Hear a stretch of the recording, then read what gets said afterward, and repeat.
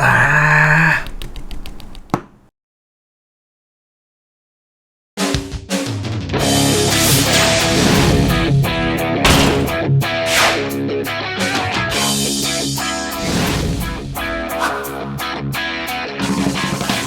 Yo guys, balik lagi sama Fendi, Situjupu. Oke, gue bisa bilang kalian berhasil nih meneror gue dalam 1 mingguan terakhir ini. Dan hasilnya, ini dia, Redmi K40 Gaming Edition. Atau yang katanya ini bakal jadi Poco F3 GT. Sesakti apa HP gaming Redmi pertama ini? Yaudah, gak usah pakai lama, langsung aja kita cus ke kontennya. Oh ya, sebelumnya bantu like video ini ya buat yang belum. HP ini punya 4 warna ya, ada putih, hitam, silver, sama special editionnya itu yang warna kuning, yaitu Bruce Lee Edition. Untuk varian dan harganya itu dia banyak macamnya nih, mulai dari RAM-nya ada yang 6GB, 8 sampai 12. Untuk storage-nya itu 128 dan 256. Kisaran harganya itu ada di 4,4 juta rupiah sampai 6,2 juta rupiah. Dan ingat ya, kayak biasa ini harga resmi di Cina sana. Dengan harga segitu, wah, ini merupakan HP gaming termurah ya di 2021 di antara Black Shark, Red Magic, Legion, sama ROG. Mantap! Ini dia boxnya yang berwarna dasar abu-abu dengan tulisan Redmi K40. Dan di bawahnya,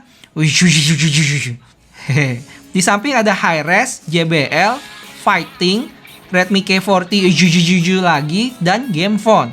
Kanan juga sama. Terus ada logo Mi, dan terakhir di bawah ada informasi tentang HP-nya itu sendiri. Langsung aja kita kupas plastik luarnya. Pas dibuka setengah ada tulisan High Energy Warning dan gambar zebra cross di sana. Dan ada kotak hitam dengan tulisan Game Start warna kuning. Isi dalamnya itu ada SIM ejector, buku petunjuk, dan casing clear yang cukup elastis ini. Lalu ada HP-nya itu sendiri dan di dalamnya ada kabel charging warna kuning, sadis. Type A ke Type C yang bentuknya L gitu loh. Wah, menarik nih. Habis itu ada chargeran warna kuning 67 watt. Langsung aja kita keletekin plastiknya.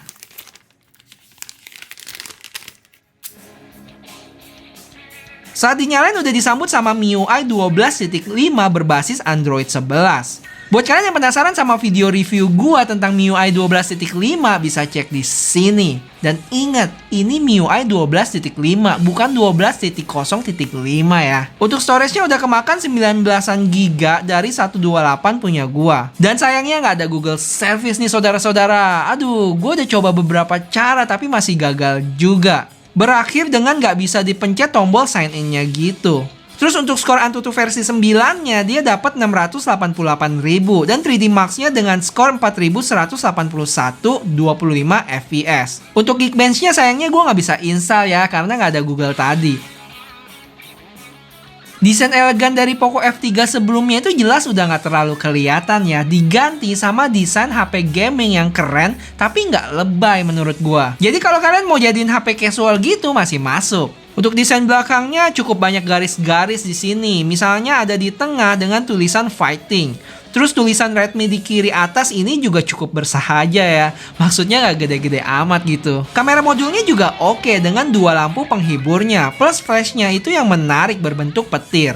Material belakangnya terbuat dari Gorilla Glass 5 dan warna hitamnya ini nggak terlalu mendatangkan fingerprint ya. Dan untuk framenya aluminium dong, karena di sini ada kelihatan garis antenanya. Lanjut ke bagian depan punya layar 6,67 inch dengan kamera selfie di tengah. Dan kalau gua bandingin sama Poco F3 itu lebih gede ya kameranya. Tapi untuk bezel cukup tipis loh ini. Kalian bisa bandingin nih. Dan kayak biasa dapat screen protector bawaan juga. HP ini pun menurut gue termasuk tipis dan ringan ya untuk HP gaming zaman now. Dan kayak yang gue bilang tadi, cocok juga buat dijadiin HP casual. Dia punya berat 205 gram dan tebalnya itu 8,3 mili. Di sebelah kiri ada volume button sama mic. Di atas ada AR blaster, mic, dan speaker by JBL. Yang lubangnya itu cukup unik loh. Di bawah ada SIM card slot dual tapi nggak bisa tambah memori. Ada mic, port Type-C, dan lubang speaker lagi. Jadi total dia punya 3 mic di sini. Terakhir yang cukup ramai di bagian kanan HP ini atau bagian atas kalau lagi mode ngegame.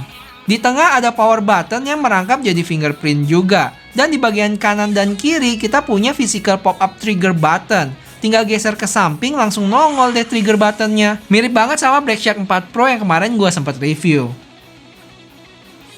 Yuk sekarang kita ngomongin spesifikasinya. Mulai dari displaynya yang punya ukuran 6,67 inch OLED Full HD Plus dengan 120Hz refresh rate dan touch samplingnya itu 480Hz. Tingkat kecerahan maksimumnya itu ada di 1300 nits dan udah support HDR10+.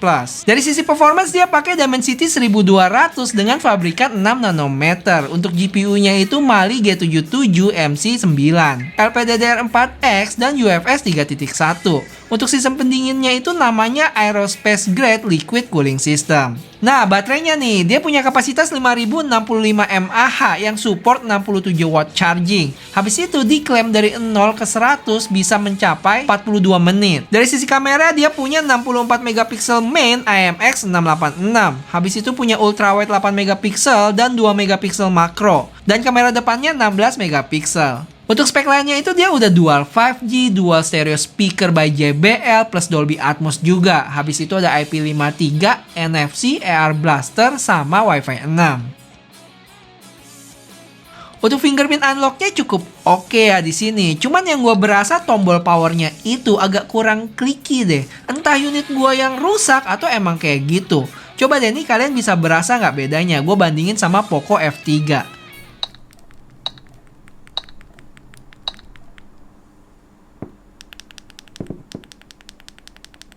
Terus di bagian keyboardnya itu ada yang menarik juga di sini. Di mana Redmi berkolaborasi dengan Razer bikin custom keyboard kayak mechanical gitu. Ada dua, warna hitam sama putih. Suaranya juga beda-beda loh, keren banget dah. Untuk speaker, ini dia, dual stereo speaker sound by JBL. Sekalian gue bandingin sama Harman Kardonnya Mi 11. Ada beda nggak menurut kalian?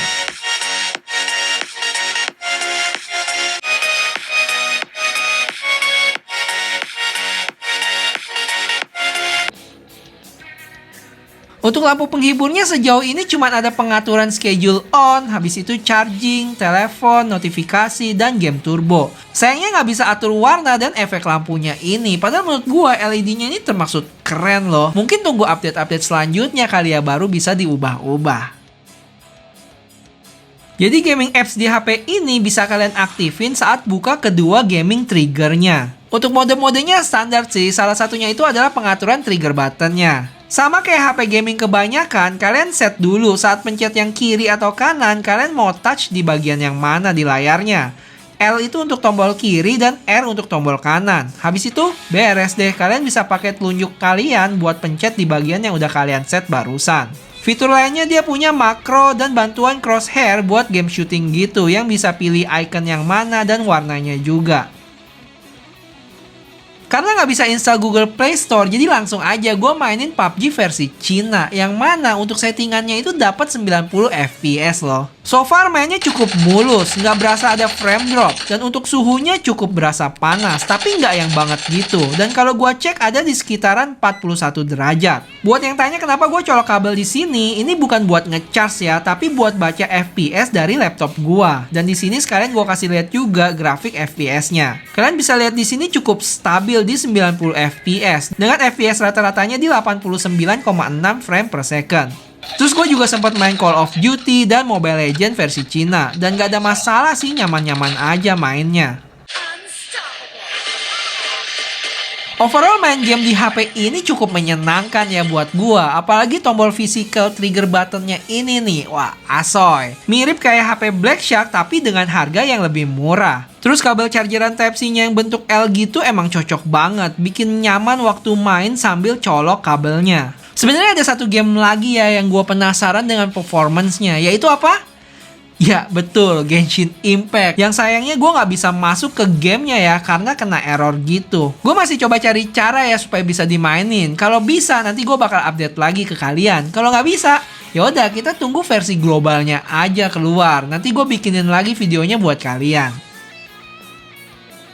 Untuk mode kameranya masih standar Xiaomi ya. Di sini dia ada Pro Mode, Video, Foto, Portrait, dan More. Untuk More, ini dia menu-menunya.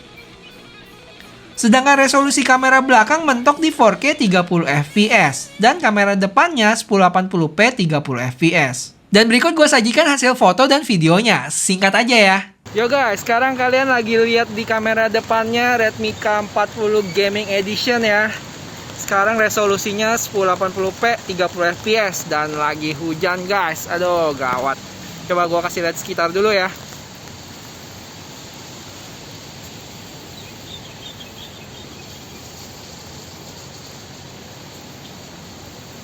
Oke.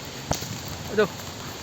Oke, sekarang 1080p 30 fps dengan steady videonya off ya. Nanti sekalian gua bandingin yang on juga samping-sampingan. Gua coba ajak lari dulu. Cus.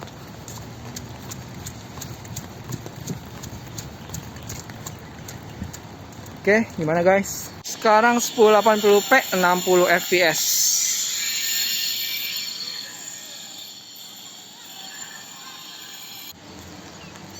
Terakhir 4K 30 fps ya.